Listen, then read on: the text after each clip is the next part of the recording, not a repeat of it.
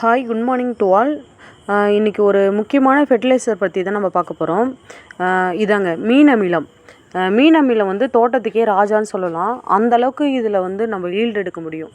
இந்த ஃபெர்டிலைசரை ஸ்ப்ரே பண்ணி விட்டாலோ தண்ணியில் கலந்து செடிங்களுக்கு விட்டாலோ நம்ம நல்லாவே ஒரு ஈல்டு எடுக்கலாங்க.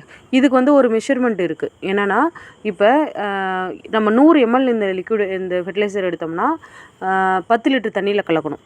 200 ml எடுத்தோம்னா 20 லிட்டர் தண்ணியில் கலக்கணும். அந்த மாதிரி கலந்து நம்ம கொடுக்கக்குள்ள இது வந்து மண்ணில் இருக்க நுண்ணுயிர் பெருக்கத்தை ஏற்படுத்தி செடிகளுக்கு நல்லா ஈல்டு கொடுக்க நம்மளுக்கு யூஸ் ஆகுது.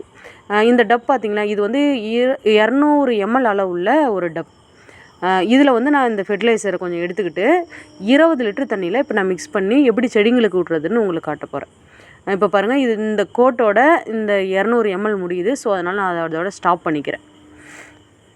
இந்த மீன் அமிலம் பார்க்குறதுக்கு உங்களுக்கு வந்து லிக்யூடை விட கொஞ்சம் திக்காக இருக்கும். அப்போ நல்ல டார்க் ப்ரௌனில் இருக்கும். இந்த ஃபெர்டிலைசரை இப்போ நீங்கள் எப்படி கொடுக்கணுன்னா, இதுவே ஸ்ப்ரேயரில் கொடுக்குறீங்கன்னா ஒன்ஸ் நீங்கள் தண்ணியில் கலந்த பிறகும் லைட்டாக வடிகட்டி கொடுங்க. இப்போ நான் இதை டைரெக்டாகவே கொடுக்க போகிறேன். அதனால் நான் தண்ணியில் கலந்துட்ட பிறகு இதை வடிகட்டல. ஸோ ஓகேங்களா. இப்போ பாருங்கள், இது வந்து 20 லிட்டரு தண்ணி. இதில் வந்து இந்த மீன் அமிலத்தை நான் மிக்ஸ் பண்ண போகிறேன். இது வந்து தண்ணியோட திக்காக இருக்கிறதுனால அதில் வந்து மிக்ஸ் ஆகலை. ஸோ நான் என்ன பண்ண போகிறேன், ஒரு குச்சை வச்சு நல்லாவே கலந்து விட்டுக்க போகிறேன். இப்போ நல்லா இதை கலக்கும் பொழுது என்ன ஆகுனா, ஒன்றோட ஒன்று நல்லா கலந்து மிக்ஸ் ஆகிடுச்சு பாருங்கள். நீங்களே பார்க்கலாம். இப்போ பாருங்கள், இது நம்ம வந்து செடிங்களுக்கு விடுறதுக்கு இப்போ தயாராகிடுச்சு. இப்போ நான் ஒரு அளவு வச்சுருக்கேன், எந்த செடிக்கு எந்த அளவு கொடுக்கணுண்டு. இந்த டப்பு தான் என்னோடய அளவு வச்சுங்களேன். இப்போ என்னோடய ஒவ்வொரு செடிகளுக்கும் இந்த அளவு கொடுக்குறேன்.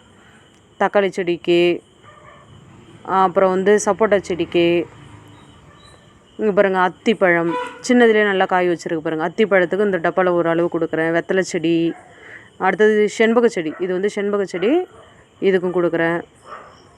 அப்புறம் வந்து மாதுளம் செடியில் நல்லாவே நம்மளுக்கு இப்போ பூ வச்சுருக்கு. இது வரைக்கும் ஆனால் பூ வச்சதெல்லாம் விழுந்துருச்சு.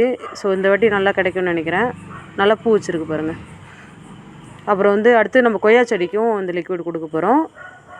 இதில் சின்ன சின்ன பிஞ்சுகள் இருக்குது பாருங்கள். சின்னதுலேயே நல்லா பிஞ்சுகள்லாம் நிறையவே நம்மளுக்கு கிடச்சிருக்கு. அடுத்தது வந்து நம்ம பார்க்க போகிறது வந்து டேபிள் ஆரஞ்சுலையுமே அப்படி தான் நல்லாவே வந்து சின்னதுலேயே கொஞ்சம் நல்லாவே பிஞ்சு வச்சுருக்கு பாருங்கள். பழச்செடி காய் செடிகளுக்கு மட்டும் இல்லை, இந்த ஃபெர்டிலைசர் வந்து நம்ம வந்து பூச்செடிங்களுக்குமே யூஸ் பண்ணலாம். பூச்செடிங்களுக்கு கொடுக்கக்குள்ள நல்லாவே நம்மளுக்கு வந்து நம்மளுக்கு தேவையான அளவுக்கு பூ நிறையவே கிடைக்கிது.